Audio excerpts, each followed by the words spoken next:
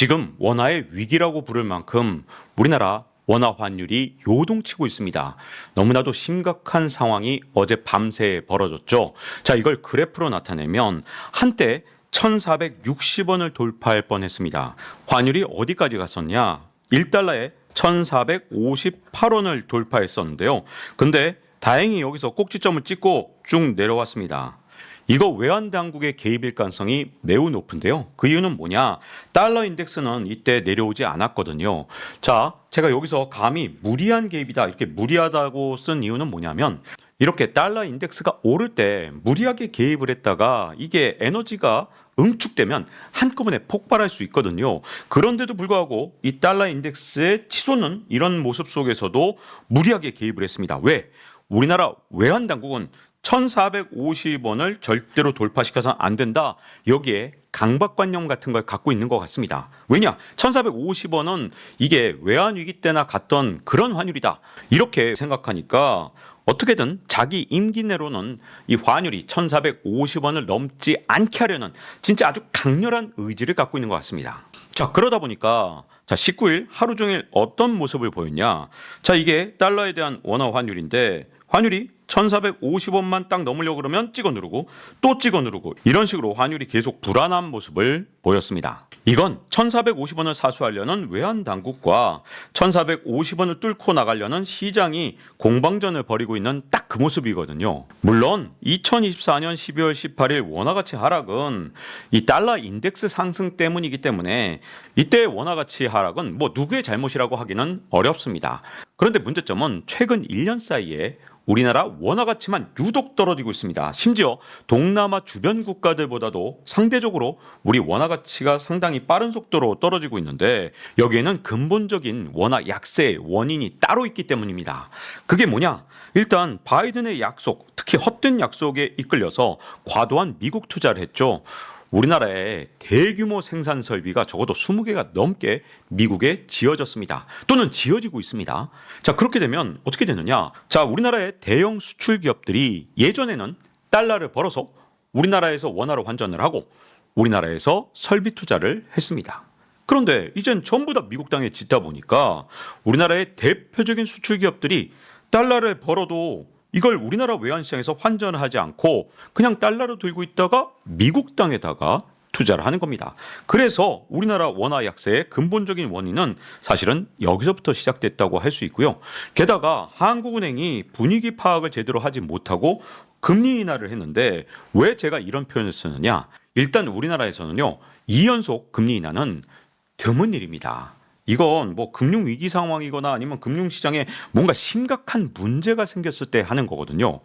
더군다나 바로 지난번 금통위가 끝난 다음에 한국은행 총재가 다음번엔 금리 인하 안 할 것처럼 얘기를 했습니다. 그래서 시장의 참가자들이 모두 다 이번에 금리 인하 없다. 거의 90%가 금리 동결을 내다보게 한국은행 총재가 발언을 했거든요.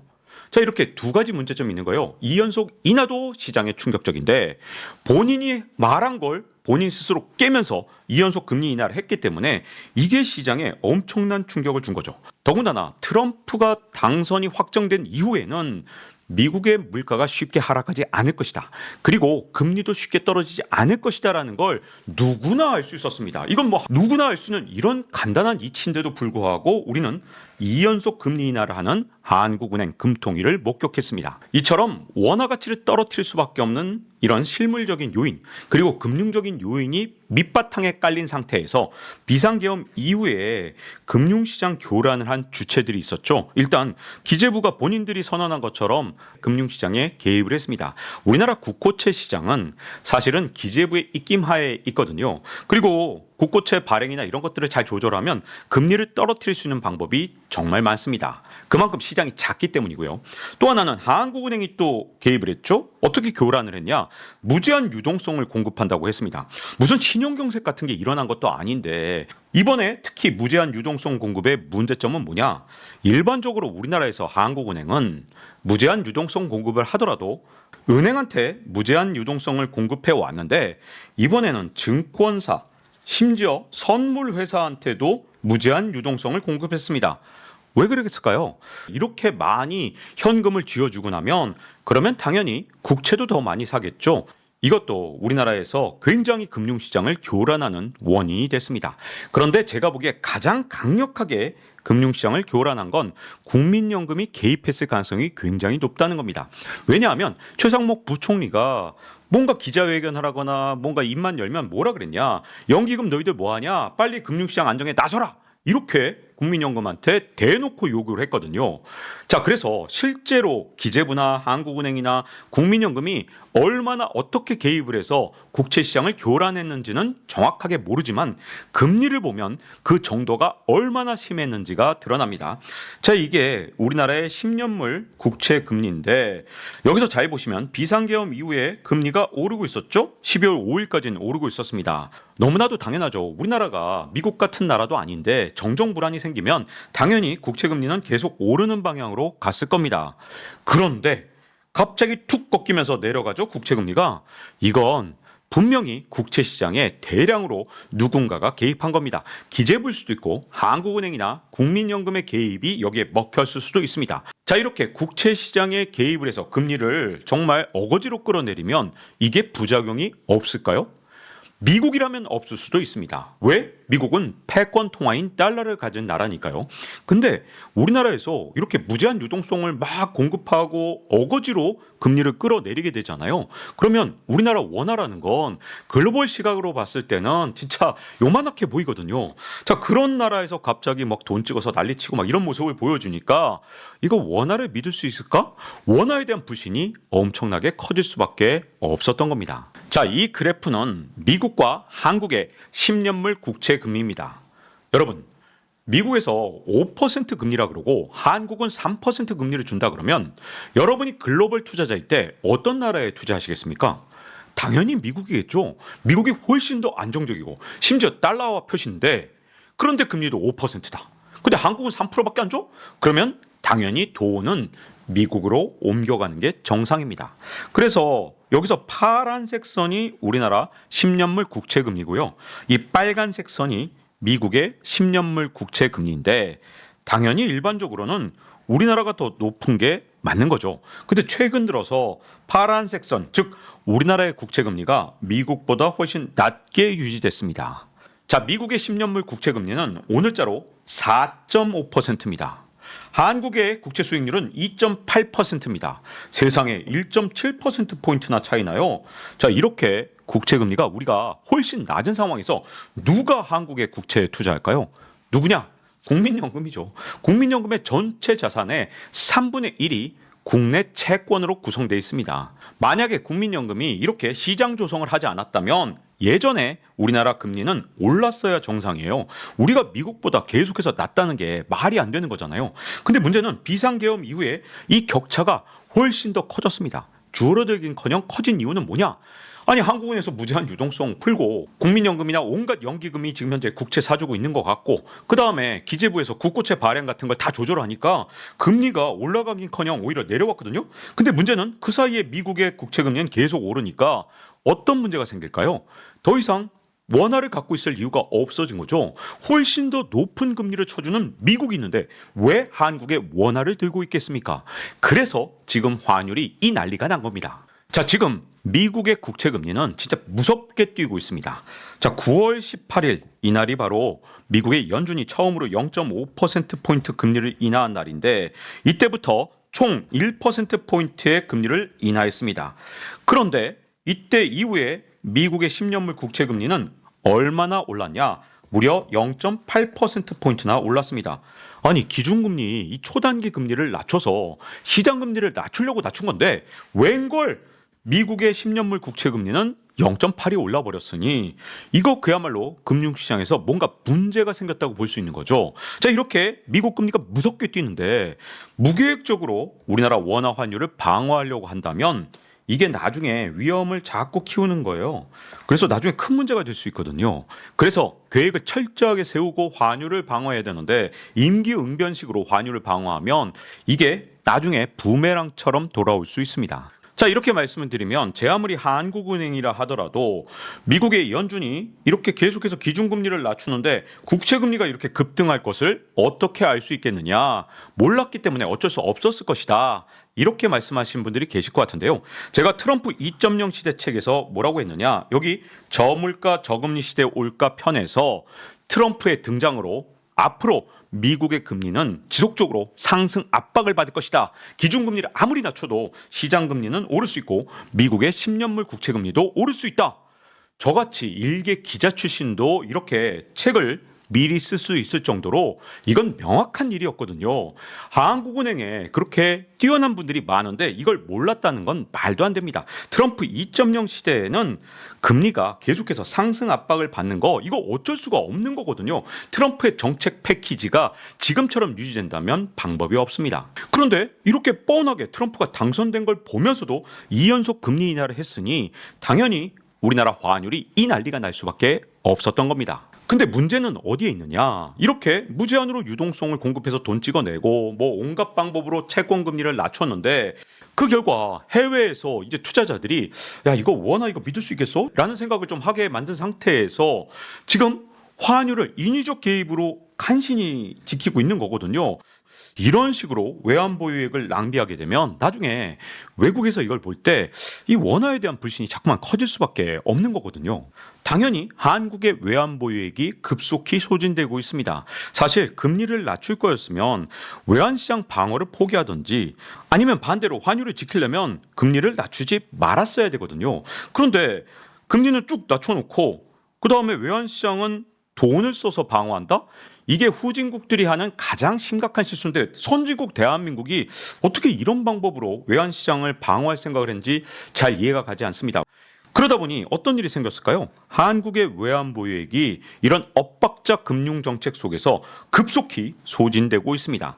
2021년만 해도 우리나라의 외환 보유액은 4,690억 달러였는데 자 최근에 한국은행이 발표한 걸 보면 이제 외환 보유액이 4,150억 달러로 줄었습니다. 그러면 그 사이에 540억 달러가 줄었다는 얘기인데 근데 이게 계엄령 발표 이후에 얼마나 더 줄었는지 그건 아직 발표하지 않았거든요. 이것도 걱정되지만 문제는 외환 보유액을 쓰지 않기 위해서 자꾸만 국민연금을 동원하려 하고 있다는 점입니다. 이미 국민연금에 막대한 금액이 환율 방어에 쓰였기 때문에 국민연금이 녹아나고 있거든요. 자, 한국경제신문의 단독 기사를 보시겠습니다. 12월 2일자 최근 기사죠. 정부 입김에 국민연금 7천억 원 환차의 기회 놓쳤다 이렇게 돼 있습니다. 자, 외환정책에 동원된 국민연금이라고 부제를 달았어요. 자, 2년 전부터 정부 요청에 의해서 환해지를 억지로 했습니다. 그래서 이게 언제부터 이루어졌냐? 1350원대에서 환율 하락에 베팅을 했거든요. 그런데 환율이 올랐죠. 그래서 1400원일 때 얼마를 손해봤냐?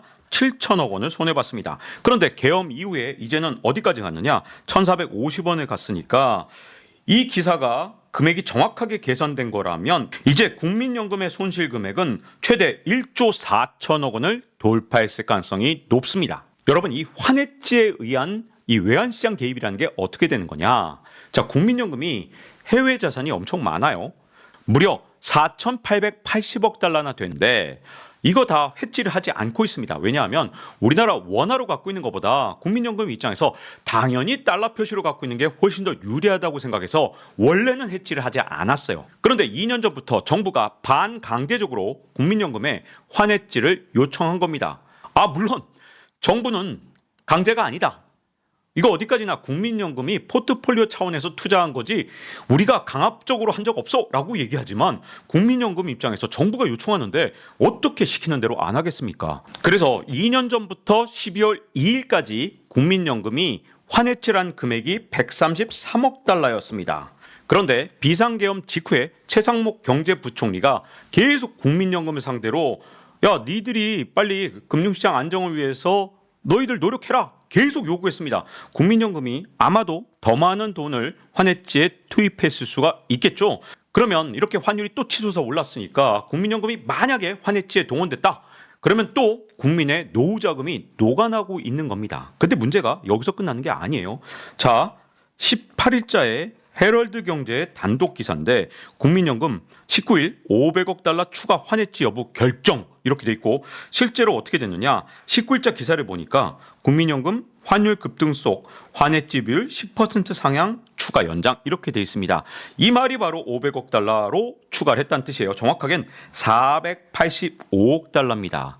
지금까지 환해지를 얼마 했는지는 정확하게 밝히지 않고 있기 때문에 추정만 가능한데 근데 가능성이 굉장히 높습니다. 왜냐? 지금 외환 보유액이 4,150억 달러밖에 남지 않았기 때문에 이게 잘못하면 4자가 깨지는데 150억 달러밖에 남지 않았어요. 이게 4자가 깨지면 해외 투자자들이 야 얘네들 외환 보유액에 문제 있는 거 아니야? 이렇게 의심의 눈초리로 보기 시작할 거거든요. 그러니 국민연금의 손을 자꾸만 빌리려고 하고 있는 게 분명해 보입니다. 저는 정부의 환율 개입이 상당히 위험하다고 생각합니다. 이유는 뭐냐 하면 원래 금리를 낮추지 말던가 그리고 금리를 낮췄으면 환율 방어를 포기하던가 이래야 되는데 후진국들이 항상 어떻게 하느냐 금리를 낮춰놓고서 환율 방어하는 거 이게 전형적인 후진국형이라고 말씀드렸잖아요. 그래서 제가 위험한 자를 붙인 겁니다. 금융정책이랑 환율 정책이 이게 일관성이 있어야 되는데 지금 일관성이 전혀 없어요. 그런데 정부의 위험한 환율 개입을 비호하는 세력들이 있더라고요. 자, 이 세력들이 아주 엉뚱하게 주장을 합니다.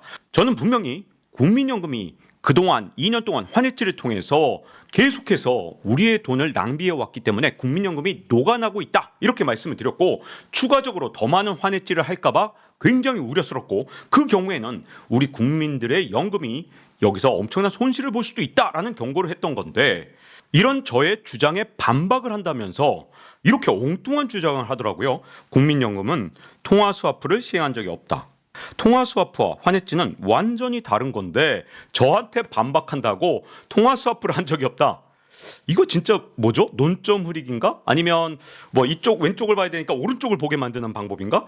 무슨 전략인지 모르겠지만 정부의 위험한 환율 개입을 자꾸 비호해서 뭐 이렇게 해서 정부를 도와야 된다고 생각했을지도 모르겠습니다만 일단 여러분 통화스와프는 환해지랑은 완전히 다릅니다.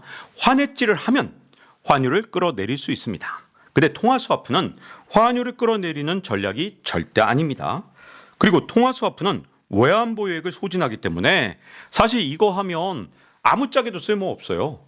근데 가끔씩 그 기사 나올 때마다 특히 한국은행이 환율 안정을 위해서 국민연금과 통화스와프를 했다. 이제 드디어 환율 안정된다라고 경제부 기자들이 쓰던데 이건 정말 말이 안 되는 거예요. 통화스와프라는 용어가 우리가 원래 미국하고 통화스와프를 하면 이건 진짜 막강합니다. 근데 이제 미국하고 더 이상 통화스와프를 못하니까 국민연금하고 통화스와프를 했다. 그러면서 마치 미국하고 통화스와프를 한 거랑 뭔가 유사한 것처럼 얘기하는데 이건 어디까지나 말장난에 불과합니다. 실제로 통화스와프 해봤자 별 도움 안 됩니다. 하지만 환해지는 진짜 막강하죠. 환해지를 쓰면 환율을 어거지로 막 끌어내립니다. 대신 여기서 환율이 더 올라간다. 그러면 그 손해는 국민연금에 가입한 우리 국민들이 보게 됩니다. 그래서 저는 우리가 선진국에 걸맞는 정책, 즉 금융정책이랑 환율정책이 같이 가면 되는 거예요. 하지만 엇박자가 되면 이건 분명히 나중에 문제가 될 수밖에 없습니다. 자, 이렇게 원화 환율이 워낙 크게 흔들리다 보니까 오늘은 환율 문제를 다뤘고요.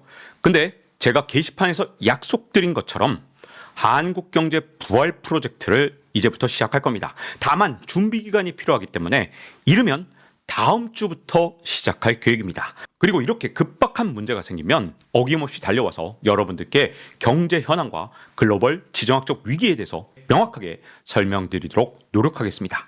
자, 이제 박종원의 지식한방 마칠 시간이 됐습니다. 다음 시간에 뵙겠습니다.